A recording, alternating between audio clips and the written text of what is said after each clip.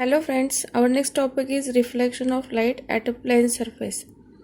म्हणजे असं प्लेन एक सरफेस असणार आहे आणि त्या प्लेन सरफेसवरून लाईटचं रिफ्लेक्शन होतं आहे आणि on the basis of Huygens principle. ज्या हायगिन्सनी रिफ्लेक्शन रिफ्रॅक्शन जे काय होतं आहे त्याचं एक्सप्लेनेशन दिलेलं आहे. मग तो पॉईंट आपण इथं ह्या टॉपिकमध्ये पाहणार आहोत. मग आता त्याच्यासाठी ते डायग्रॅम समजून घ्यायचे आणि मग हे त्या डायग्रॅमचं एक्सप्लेनेशन आहे. आता डायग्रॅम काय आहे पहा की MN हा आपला काय आहे, रिफ्लेक्टिंग सरफेस आहे आणि ह्या ज्या रेषा आहेत त्या काय इंडिकेट करतात की opaque, it is a opaque surface, just like a mirror वगैरे.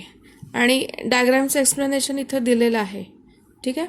आता ही जी रिफ्लेक्टिंग सरफेस आहे ह्या रिफ्लेक्टिंग सरफेसला ही नॉर्मल आहे. पॉईंट ए हा एक ए पॉईंट आहे आणि इथं डॉटेड ही जी लाईन दिसते ती म्हणजे नॉर्मल आहे. आणि हा जो आहे RA हा रे इन्सिडंट, ॲक्च्युली आपली RA आणि QB म्हणजेच ही AB अशी ही वेवफ्रंट आहे आणि ती इन्सिडंट होती आहे with an angle I with he normal. म्हणजे ही जी वेवफ्रंट आहे त्या वेवफ्रंटनी या नॉर्मलशी I एवढा अँगल केलेला आहे आणि ही नॉर्मल कुणाला आहे तर हा जो प्लेन रिफ्लेक्टिंग सरफेस आहे त्याला ही लाईन अशी परपेंडिक्युलर आहे. जो ऑप्टिक्सच्या भाषेत आपल्याला ती आपण नॉर्मलच म्हणतो ना. मग हा angle of incidence is equal to angle of reflection. हे जे आहे हा लॉ आपण 11वीत शिकलो आहे. ह्याचंच एक्सप्लेनेशन किंवा ह्याची प्रूफ हे हायगिनच्या प्रिन्सिपलच्या बेसिसवरती आपण इथं देणार आहोत की हे कसं होऊ शकतं, हे पॉसिबल आहे का, पॉसिबल आहे. म्हणूनच आपण ही डायग्राम समजून घेतो आहे की ही आपली रिफ्लेक्टिंग सरफेस आहे. AP हा नॉर्मल आहे आणि RA आणि QB हे जे रेज आहेत त्यांच्या साईने AB ही आपली वेवफ्रंट आहे. ही कसली वेवफ्रंट आहे तर इन्सिडंट वेवफ्रंट आहे की अशी इकडून ही वेवफ्रंट अशी येते आहे. ठीक आहे. आणि मग हळूहळू एक एक वेवफ्रंटचा पॉईंट आहे तो रिफ्लेक्टिंग सरफेसवर येतो आहे, इन्सिडंट होतो आहे आणि मग रिफ्लेक्टिंग सरफेसवरनं पुन्हा रिफ्लेक्ट होतो आहे आणि मग रिफ्लेक्शन होऊन पुन्हा ह्या डायरेक्शननी ती वेवफ्रंट जाते आहे. मग ही जी रिफ्लेक्टेड वेवफ्रंट आहे ती ही आहे ती EC आहे. AE आणि CF हे जे दोन रेज आहेत त्यांनी ही आपली EC आहे ही वेवफ्रंट दिसते आहे आणि ती कसली आहे तर रिफ्लेक्टेड वेवफ्रंट आहे. म्हणजे ही इन्सिडंट वेवफ्रंट अशी येते आहे, इन्सिडंट होती आहे आणि मग तीच वेवफ्रंट आहे ती रिफ्लेक्ट होऊन ह्या डायरेक्शननी जाते. मग ह्या केसमध्ये angle of incidence is equal to angle of reflection हे आपण दाखवायचं, जो की रूल आहे कन्व्हेन्शनल. मग त्या डायग्राम समजली असेलच. मग त्या डायग्रामचं एक्सप्लेनेशन इथे आहे. So let us see the explanation. So let us consider a plane wavefront AB. Wavefront कशी आहे, wavefront is perpendicular to the plane of the paper. ती वेवफ्रंट आहे ती, हा जो पेपर आहे पुस्तक टेक्स्टबुक त्या पेपरला परपेंडिक्युलर आहे and it is incident at an angle I with the normal. हा पॉईंट इथे एक्सप्लेन केलेला आहे. नॉर्मल कशी आहे to the plane reflecting surface. Normal कुणाला आहे तर रिफ्लेक्टिंग सरफेस म्हणजेच इथं तो कोण आहे तर मिरर आहे.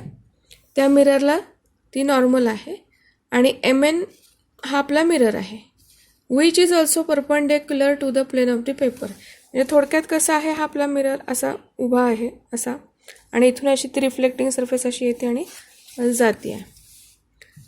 So the mirror MN is also perpendicular to the plane of the paper as shown in the figure 7.3.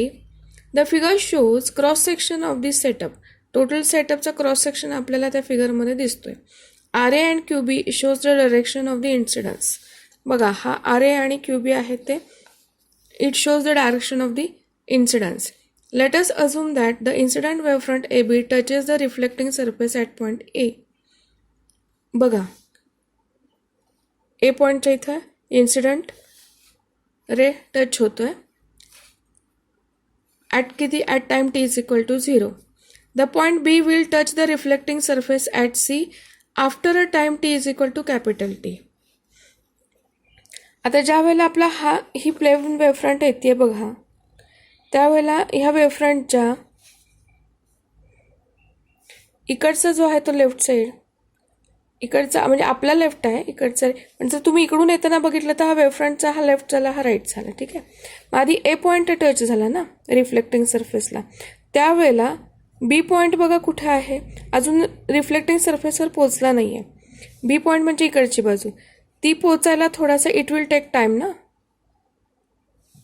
B point आहे तो रिफ्लेक्टिंग सरफेसला टच होण्यासाठी काहीतरी वेळ जातोय, आणि that time is nothing but a capital T. ठीक आहे.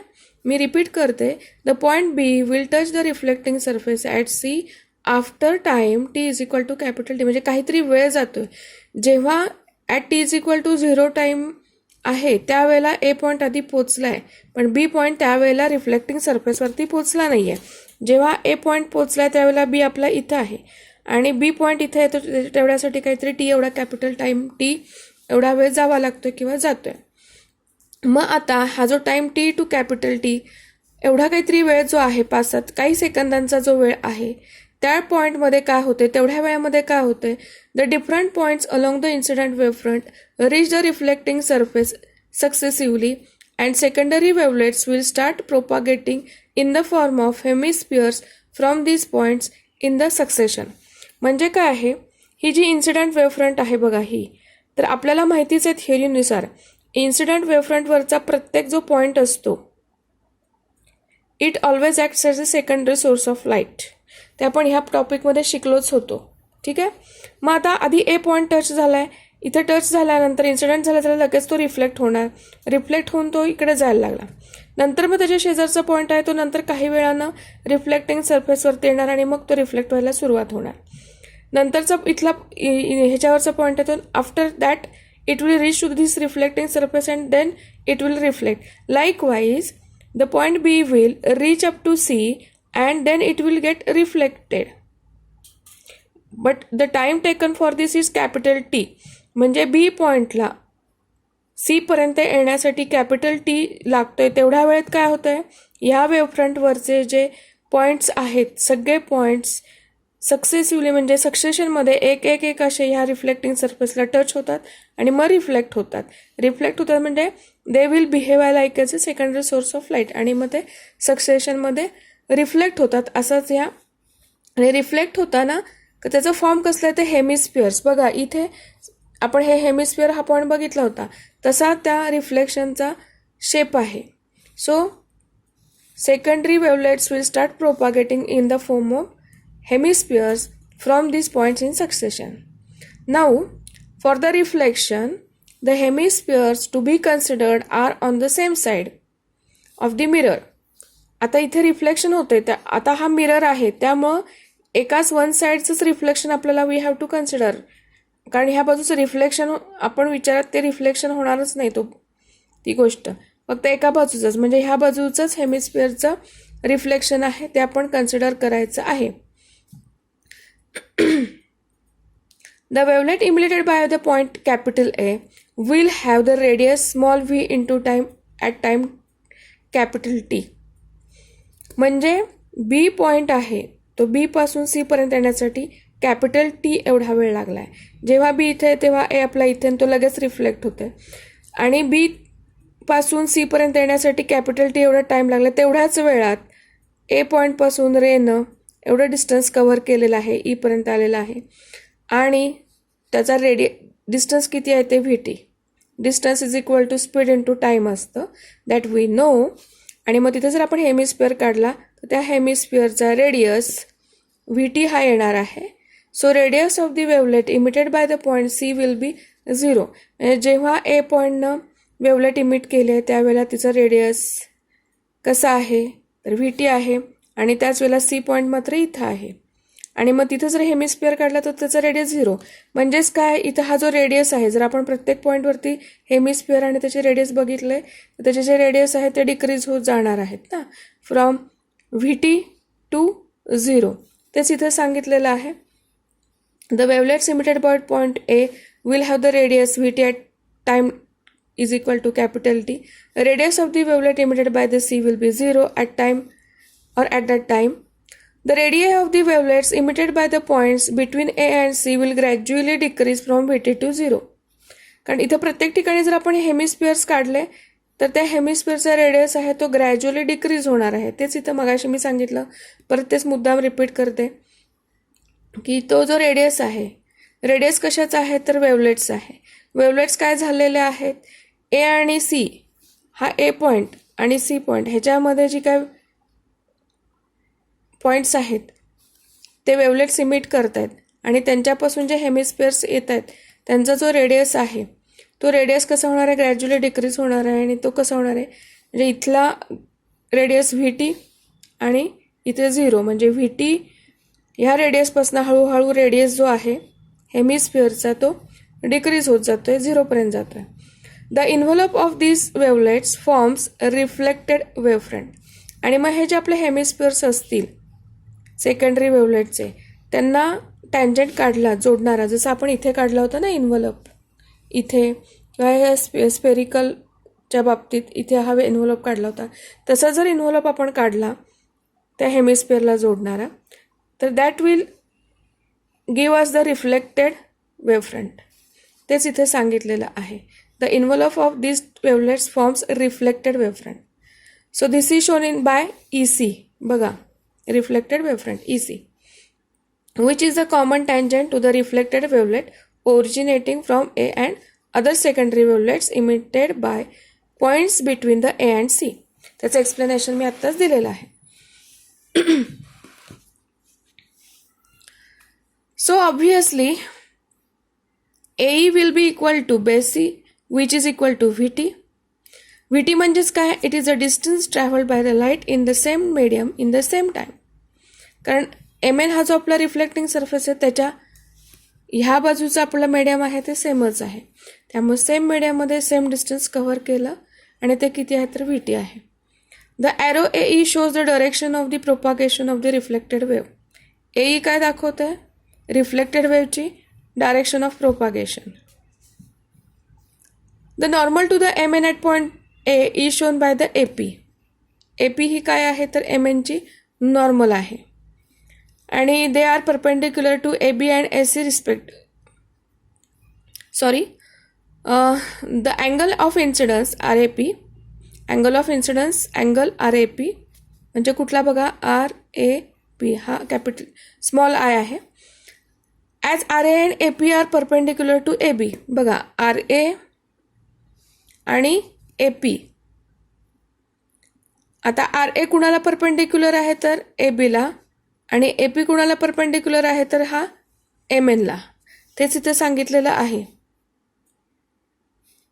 RA perpendicular to AB, AP perpendicular AC respectively. Angle BAC is also equal to I. BAC equal to small I on the basis of geometry. The triangles ABC and ACE. बघा, ABC आणि AEC. आता B आणि Eचे इथे perpendicular आहे, 90 डिग्रीचा angle आहे. इथं hypotenuse आहे जो की कॉमन आहे. त्याच्यानंतर AE आणि BC हे डिस्टन्स पण सेम आहे, त्यामुळे हे दोन ट्रायंगल ते कंग्रंट होतात. तोच पॉईंट इथं सांगितलेला आहे. So the triangle ABC and AEC are right angle triangles and have the common hypotenuse AC. One side equal, AE is equal to BC. Hence the two triangles are congruent and we can have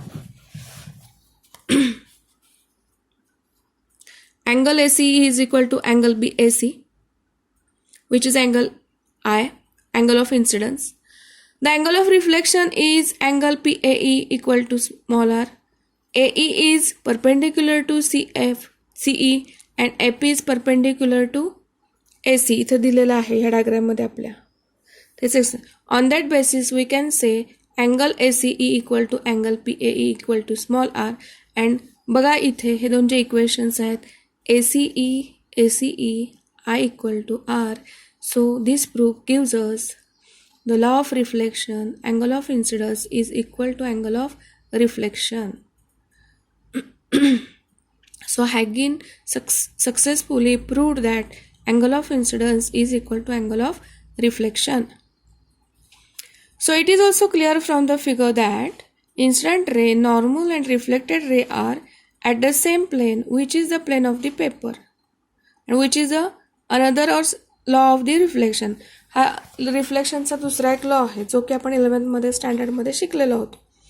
मग हे जर आपण diagram बघितली तर incident ray, reflected ray आणि हे जे normal आहेत हे एकाच प्लेनमध्ये आहेत, त्यामुळे तो लॉ आहे तो पण प्रूव्ह झालेला आहे. Now let us assume that the ray RA and QC to be coming from the extremities of the object. हे जे रेज आहे ते कुठून तरी एक्स्ट्रीमिटीज ऑब्जेक्टकडून येत आहेत असं आपण अज्यूम करायचं आहे. ठीक आहे. That is AB is the size of the object. AB काय डिनोट करते? ऑब्जेक्टची size. The distance between the corresponding reflected rays AE and CF will be the same as AB as seen from the congruent triangles. आपण इथेच म्हणलेलं आहे triangle कंग्रंट आहे, त्यामुळं ते सेमच आहे असं आपण म्हणू शकतो.